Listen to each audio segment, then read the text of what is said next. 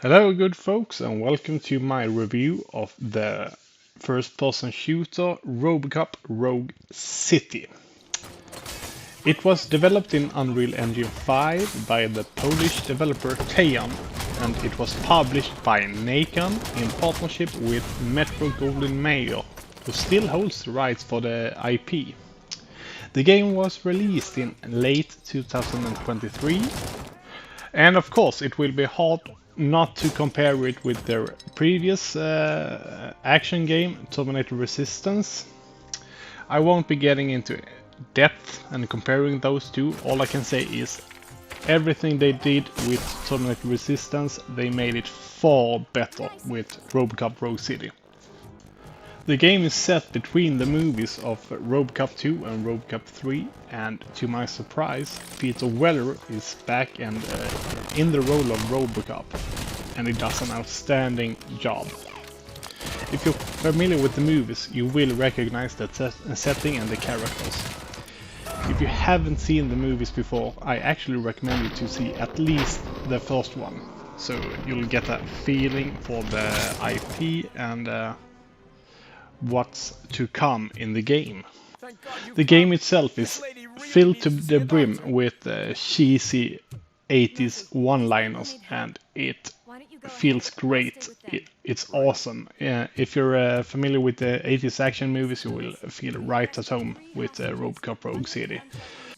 Just like Terminator Resistance, the game alternates between somewhat open maps to more linear missions that you play in. In between missions, you'll have the opportunity to stroll about Detroit precinct. You'll get the chance to do some minor side quests in precinct, as well as just get a feel for the characters and the setting of the future dystopian Detroit. Once you get back from a mission in the game, you'll get a review by the OCP, the creators of RoboCop. This is actually the main source of experience in the game. You can get anywhere from 1 to 3 skill points if you get a high enough rating. The skills actually add more value in this game compared to Terminator Resistance. You actually have a couple of active skills that you can use that you can benefit from. But otherwise it's not really that deep, and it doesn't open up to any form of different builds in the game. Your main weapon in the game is the Auto 9, this huge hand cannon that is bestowed upon RoboCop. You can modify it to some degree, but it's actually more of enhancing its base stats compared to default. Once you're on a mission, you'll get a chance to use different kinds of weapons, all from pistols to assault rifles to shotguns and grenade launchers. They actually pack quite a punch. You are RoboCop, you are overpowered as hell compared to your enemies in the game. And the enemies comes in a greater variety compared to Terminator.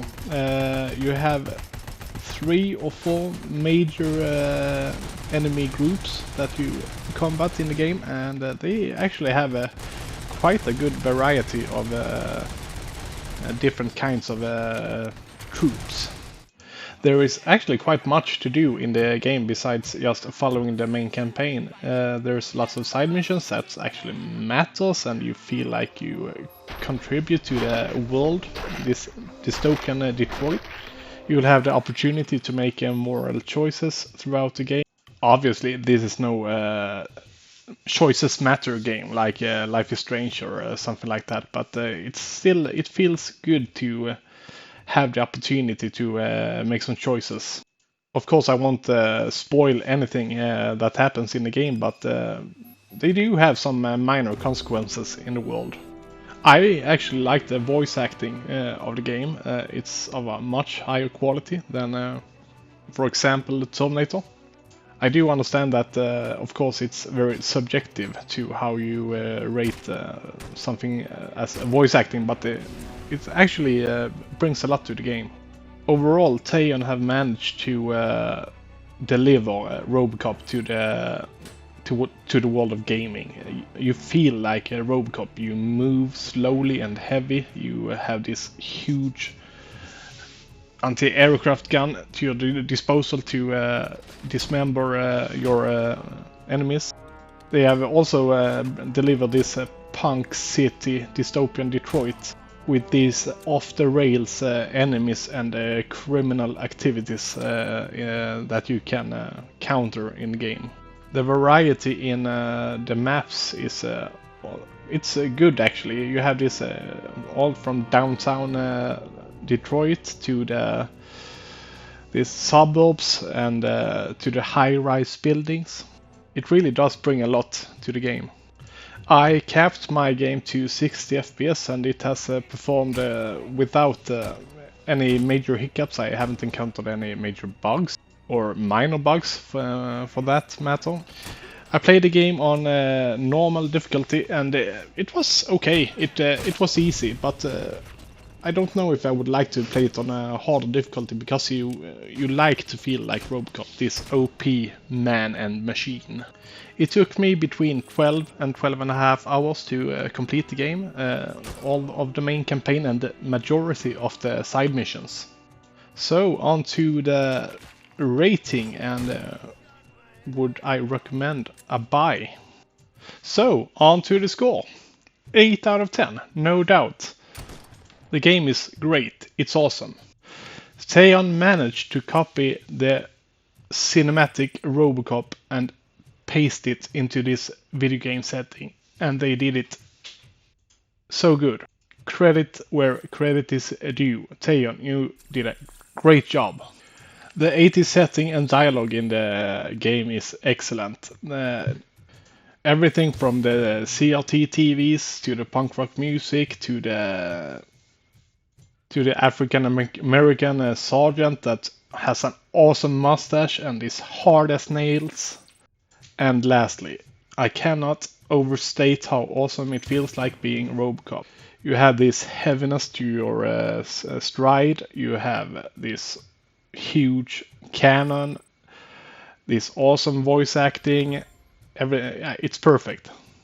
But the game is not without flaws, unfortunately.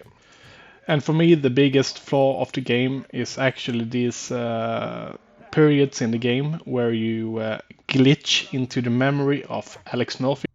And Alex Murphy is what RoboCop was before he became RoboCop.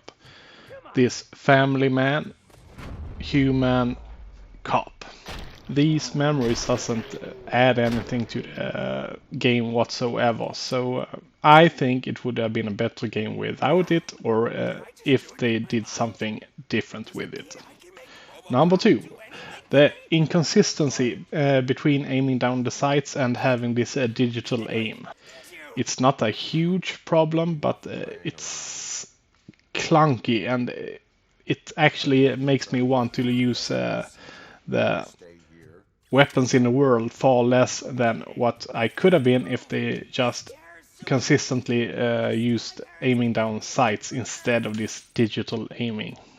And lastly, the skills in the game. It doesn't add that much to the gameplay. It's far better than Terminator Resistance, but it could have been so much better. So, should you buy the game? Yes, you should buy the game. If you're a fan of 80s action movies, if you're a fan of a story-driven FPS game, it's right there for you. Buy it. You won't regret it. That's all for me. Thank you for watching and see you next time.